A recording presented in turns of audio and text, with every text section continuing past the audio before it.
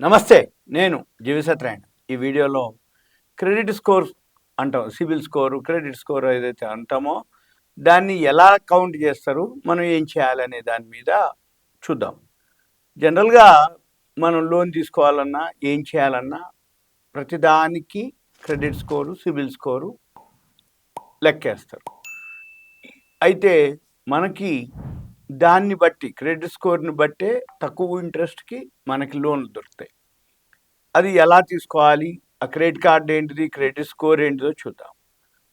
ఇది ఇప్పుడు ప్రెజెంట్ లోన్లు ఇవ్వాలన్నా ఏదైనా ఫస్ట్ చెక్ చేసేది సిబిల్ స్కోరు, క్రెడిట్ స్కోర్. ఇది ఏదైతే ఉందో మనకి లోను తీసుకునేటప్పుడు మనం వాళ్ళు ఇచ్చేటప్పుడు అంటే బ్యాంకులు కానీ, ఫైనాన్షియల్ ఇన్స్టిట్యూషన్స్ కానీ, ఎన్బిఎఫ్సిలు కానీ ఏవైతే ఉన్నాయో అవి ఏం చేస్తాయి ఇచ్చేటప్పుడు మన యొక్క ఆర్థిక క్రమశిక్షణని అంచనా వేయటానికి ఇదొక కొలమానం అనమాట. అయితే ఈ సివిల్ స్కోర్‌ని, క్రెడిట్ స్కోర్‌ని పెంచుకోవటానికి చాలా ప్రయత్నాలు చేస్తుంటారు. అయితే జనరల్‌గా ఇది 300-900 మధ్యలో ఉంటది. 750 పైనుంది అంటే ఓకే. ఇక పాజిటివ్. మంచిగా ఇక ఏమి ప్రాబ్లమ్ లేదు అని అర్థం. అయితే దీన్ని ఎలా లెక్కిస్తారు? అంటే ఈ మన యొక్క పేమెంట్ హిస్టరీని చూస్తారు.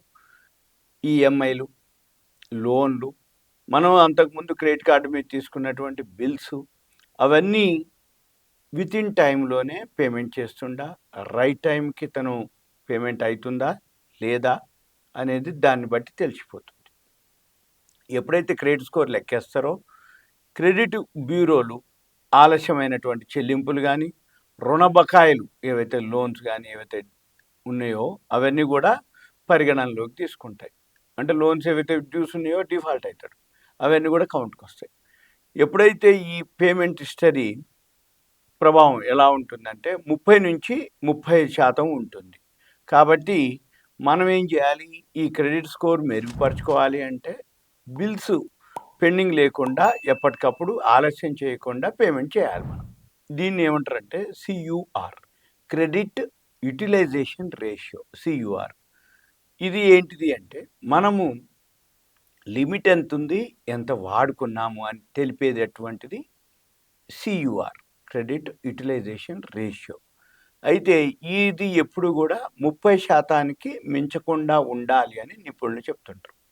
30%కి మించకుండా ఉండాలి అంటే ఉదాహరణకి మన క్రెడిట్ కార్డు లిమిట్ ₹1,00,000 ఉంది. ₹1,00,000లో మనము 50,000 గనక వాడుకుంటే 50% వాడుకున్నట్టు. ఎప్పుడైతే 50% వాడుకున్నామో 50 అన్నట్టు సిఆర్ రేషియో నీది 50%. సపోజు 30% ఉండాలి, 30%కి మించకుండా ఉండాలి అంటే మనం క్రెడిట్ కార్డు ఏదైతే 1,00,000 లిమిట్ ఉందో 30,000కి మించకుండా వాడుకోవాలి. అంటే 1,00,000 లిమిట్ ఉంది. 25,000, 27,000, 28,000 ఉంటే 30 లోపే ఉంటాం అన్నట్టు.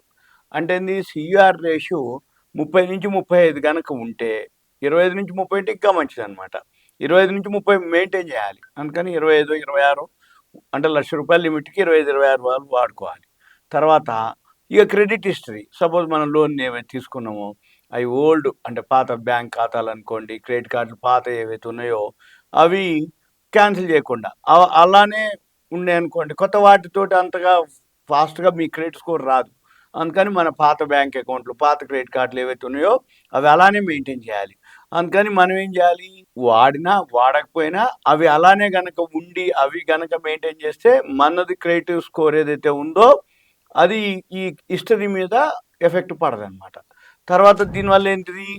ఒకవేళ కొత్త క్రెడిట్ కార్డులు తీసుకొని క్లోజ్ చేసినాం, పాత అకౌంట్ యూజ్ చేయట్లేదని అనుకున్నాం అనుకోండి, క్రెడిట్ స్కోర్ తగ్గిపోయే అవకాశాలుంటాయి. అందుకని ఒక్కోసారి ఈ క్రెడిట్ హిస్టరీ కూడా మనకి 15% ఉంటుంది.